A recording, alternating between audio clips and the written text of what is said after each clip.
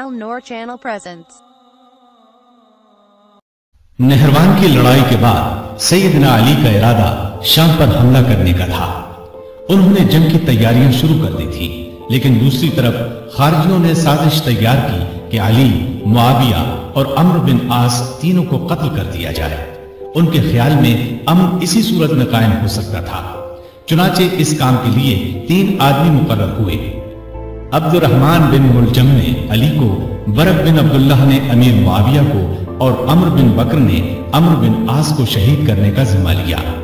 इन बदबख्तों ने रमजान 40 हिजरी में एक ही रोज फज्र की नमाज के वक्त इन तीनों बुजुर्गों पर हमला करने का फैसला किया। मिस्र के गवर्नर अम्र बिन आस उस रोज बीमार थे। उन्होंने उस रोज खारिजा बिन हुजाफा को नमाज पढ़ाने के लिए भेजा। लिहाजा अम्र बिन बकर ने उनके धोखे में खारिजा बिन हुजाफा को शहीद कर दिया। दिमश्क में बरक बिन अब्दुल्लाह ने अमीर मुआविया पर हमला उस वक्त किया जब वो मस्जिद के दरवाजे से निकल रहे थे। उन्हें मामूली जख्म आया। कूफे में अब्दुर्रहमान बिन मुलजम मलूम सैयदना अली के रास्ते में झुककर बैठ गया। जब वो फज्र की नमाज के लिए मस्जिद की तरफ चले तो उन पर तलवार का वार किया। सर पर शदीद जख्म आया। इब्ने मुलजम को गिरफ्तार कर लिया गया। सैयदना अली ने अपने बेटों हसन और हुसैन को बुलाकर कुछ नसीहतें की और अपने कातिल के बारे में फरमाया, इसे खाना खिलाओ, पानी पिलाओ और अच्छी तरह रखो। अगर मैं इस जख्म से मर जाऊं तो इसे कत्ल करना। शरीयत का यही हुक्म है। इसके नाक और कान वगैरह न काटना। अगर मैं बच गया तो मेरी मर्जी, चाहे इससे बदला लूं या मुआफ कर दूं। इब्ने मुलजम की तलवार जहर आलूद थी। वो उस जख्म से शहीद हो गए। इन्ना लिल्लाहि व इन्ना इलैहि राजिऊन। ये रमजान की 17, 18, 19, 20 या 21 में से कोई तारीख थी। हिजरत का 40वां साल था और उनकी उम्र उस वक्त 63 साल थी। सैयदना अली को अपनी खिलाफत के जमाने में सुकून का सांस लेना नसीब न हुआ। फिर भी उन्होंने मुल्की इंतजामात के सिलसिले में कोई कसर उठा न रखी। मिजाज में हद दर्जे सादगी थी। अल्लाह का खौफ बेपनाह था। फकीराना जिंदगी बसर की। गवर्नरों और अफसरों की सख्त निगरानी करते थे। किसी ओहदेदार के खिलाफ शिकायत मिलती तो उसके खिलाफ कार्रवाई करते। आपको अदल इंसाफ का हद दर्जे ख्याल था। सबसे पूरा इंसाफ करते थे, यहां तक कि अपनी जात से भी इंसाफ करते। हर एक के लिए उनका दरवाजा हर वक्त खुला रहता था। बिला रोक टोक कोई भी उनके पास आ सकता था। रियायत पर बहुत मेहरबान थे। उनकी बेहतरी के लिए जो हो सकता था करते थे। बाजारों में गश्त करते थे। बैतुल माल में जो रकम जमा होती थी खुले दिल के साथ गरीबों, मिस्कीनों और दूसरे हकदारों में तकसीम फरमा देते। गैर मुस्लिमों के साथ भी अच्छा बर्ताव करते थे। बसरे के गवर्नर उस्मान बिन हुनैफ ने किसी अमीर आदमी की दावत कबूल कर ली। आपको इत्तला मिली तो उसे लिखा, ऐ इब्ने हुनैफ, मैंने सुना है कि बसरे के एक दौलतमंद ने तुम्हें बड़ी शानदार दावत दी। तुमने ये दावत कबूल कर ली और किस्म किस्म के खाने बड़े इत्मीनान और बड़े मजे से खाए। मुझे तुमसे ये उम्मीद नहीं थी कि तुम इस किस्म की दावतों में शरीक हुआ करोगे जिनमें गरीबों को पूछा तक नहीं जाता। अपने हक से ज्यादा बैतुल माल से एक पैसा भी लेना हराम समझते थे। मुल्क की हिफाजत के लिए छोटी बड़ी फौजी छावनियां कायम की। कई मजबूत किले बनवाए। दरियाए फुरात पर एक पुल बनवाया। बाज जगहों पर मस्जिदें भी बनवाई। उम्र भर किसी न किसी सूरत दीन की खिदमत करते रहे। काफिरों के खिलाफ तमाम बड़ी बड़ी लड़ाइयों में रसूलुल्लाह सल्लल्लाहु अलैहि वसल्लम के साथ रहे। हर लड़ाई में जान हथेली पर रखकर लड़े। यमन के हजारों लोगों को अपनी कोशिशों से मुसलमान बनाया। उनको एक बार इत्तिला मिली कि कुछ लोग हैं जो उन्हें माबूद मानते हैं। आपने उन लोगों को पकड़वाया और सख्त सजा दी। अलबत्ता जिन लोगों ने तौबा की उन्हें छोड़ दिया। सैयदना अली रजी अल्लाह अन्हु ने मिसाली जिंदगी बसर की। तमाम जिंदगी मामूली से मकान में रहे। दरवाजे पर कोई दरबान नहीं होता था। शान और शौकत से नफरत थी। कपड़ों में पैबंद लगे होते, पैबंद खुद ही लगा लेते। दुकानदारों को चेक करते थे। अपना वजीफा और दूसरी आमदनी खैरात कर देते थे। एक दिन अपने खादिम कंबर को बाजार ले गए। अपने लिए मोटा छोटा कपड़ा खरीदा, उसके लिए कीमत दी। उसने कहा, मेरे लिए ऐसे कपड़े की क्या जरूरत थी? आपने फरमाया, भाई तुम जवान हो, तुम्हारे लिए अच्छा कपड़ा होना चाहिए, मेरा क्या है, बूढ़ा हूं, बाजार से सौदा खुद लाते। जरीर नामी शख्स ने आपके दस्तरखान पर सादा खाना देखकर कहा, आपको परिंदों का गोश्त पसंद नहीं? आपने फरमाया, खलीफा को मुसलमानों के माल में सिर्फ 2 प्यालों का हक है, एक खुद खाए या अपने बच्चों को खिलाए, दूसरा अल्लाह की मखलूक के सामने पेश कर दे। ईद से चंद रोज पहले किसी ने आपके कपड़ों में पैबंद देखकर कहा, अमीरुल मोमिनीन, आप 2 दिरहम में एक नया जोड़ा क्यों नहीं खरीद लेते?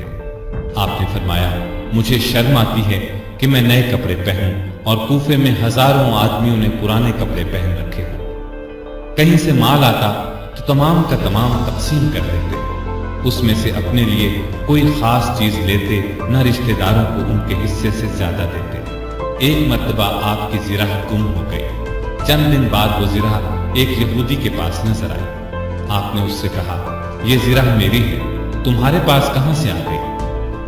उसने कहा, नहीं, जिराह मेरी है।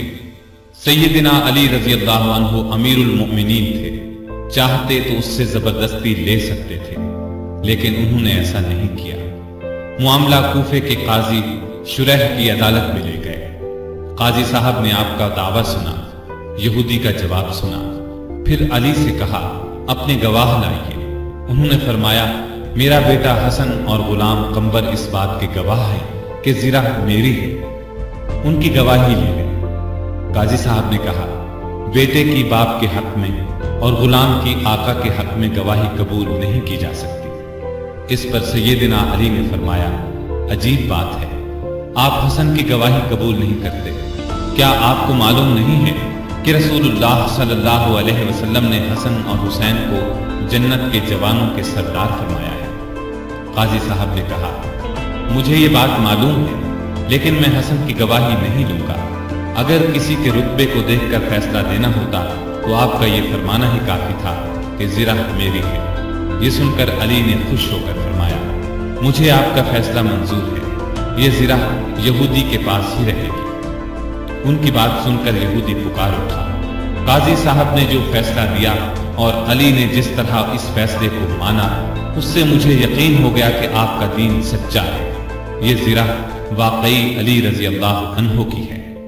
इसके साथ ही वो कलमा पढ़कर मुसलमान हो गया। आप दरमियाने कद के दोहरे बदन के थे, चेहरा बहुत खूबसूरत और बार रौनक वाला था।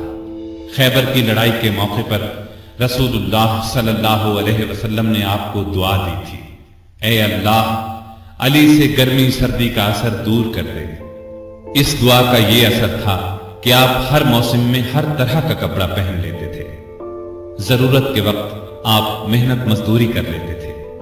आप इल्म का समुंदर थे। आपकी इल्मी बातें बहुत मशहूर और हैरत अंगेज हैं। एक औरत सैयदना अली रजी अल्लाह अन्हु की खिदमत में हाजिर हुई। उसने शिकायत की कि मेरा भाई 600 दीनार छोड़कर फौत हुआ है। जब ये रकम वारिसों में तकसीम की गई तो मुझे सिर्फ 1 दीनार दिया गया कि तुम्हारे हिस्से में 1 ही दीनार आता है। आप रजी अल्लाह अन्हु ने उसकी शिकायत पर गौर किया, फिर बोले, शायद तुम्हारे भाई ने 1 बीवी, 2 लड़कियां, 1 मां, 1 बहन और 12 बेटे छोड़े हैं। औरत ने हैरान होकर कहा, आपका अंदाजा बिल्कुल दुरुस्त है।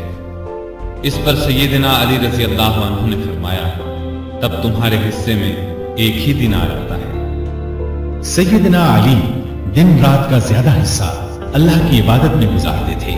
नमाज पढ़ते तो अल्लाह की जात के सिवा किसी चीज का होश न रहता। सिद्दीक अकबर, फारूक आजम और उस्मान ज़ुन्नुरैन रज़ी अल्लाह अन्हुम अपने दौरे खिलाफत में सैयदना अली से खास मामलात में मशवरा करते थे। शुजाअत सैयदना अली का खास वस्फ था। इतने बहादुर और निडर थे कि ताकतवर से ताकतवर दुश्मन की परवाह नहीं करते थे। तबूक के अलावा करीब करीब हर लड़ाई में वो शरीक रहे। उन्हें अल्लाह का शेर लक़ब मिला। निहत्ते पर वार नहीं करते थे। एक लड़ाई में अपने दुश्मन को गिरा लिया, उसे कत्ल करने लगे तो उसने उनके मुंह पर थूक दिया। वो फौरन उसके सीने से उतर आए। اس کی جان بخش دی۔ کسی نے پوچھا آپ نے اسے کیوں چھوڑ دیا؟ فرمایا میں تو اس سے اللہ کے لیے لڑ رہا تھا، اس نے جو حرکت کی تو اس پر مجھے غصہ آ گیا، اب میں اسے قتل کرتا تو گویا اس قتل میں میرا غصہ بھی شامل ہوتا، اس کا مطلب یہ ہوتا کہ میں نے اسے اپنی ذات کے لیے قتل کیا ہے۔ سیدنا علی کی بہادری کے واقعات ہمیشہ تابندہ رہیں گے۔ ان کو رسول اللہ صلی اللہ علیہ وسلم سے بہت محبت تھی، رسول اللہ کو بھی سیدنا علی اور آپ کی اولاد سے بہت محبت تھی۔ سیدنا حسن اور حسین کو رسول کریم صلی اللہ علیہ وسلم اپنے کندھوں پر اٹھاتے اور فرمایا کرتے تھے اے اللہ میں ان دونوں سے محبت کرتا ہوں، جو ان سے محبت کرے تو بھی اس سے محبت کر، اور جو ان سے بغض رکھے تو بھی انہیں مبغوض رکھ۔ سیدہ فاطمہ سے سیدنا علی کے ہاں 3 بیٹے اور 2 بیٹیاں ہوئیں، ان کے نام یہ ہیں حسن، حسین، محسن، زینب اور ام کلثوم۔ محسن بچپن میں فوت ہوئے۔ سیدہ فاطمہ کی زندگی میں سیدنا علی نے دوسری شادی نہیں کی، ان کی وفات کے بعد کئی شادیاں کی جن سے 11 لڑکے اور 15 لڑکیاں ہوئیں، اس طرح ان کے کل 14 لڑکے اور 17 لڑکیاں ہوئیں۔ آپ کے چند حکیمانہ اقوال یہ ہیں: غریب وہ ہے جس کا کوئی دوست نہ ہو، گناہوں پر شرمندہ ہونا ان کو مٹا دیتا ہے، اور نیکیوں پر مغرور ہونا ان کو برباد کر دیتا ہے۔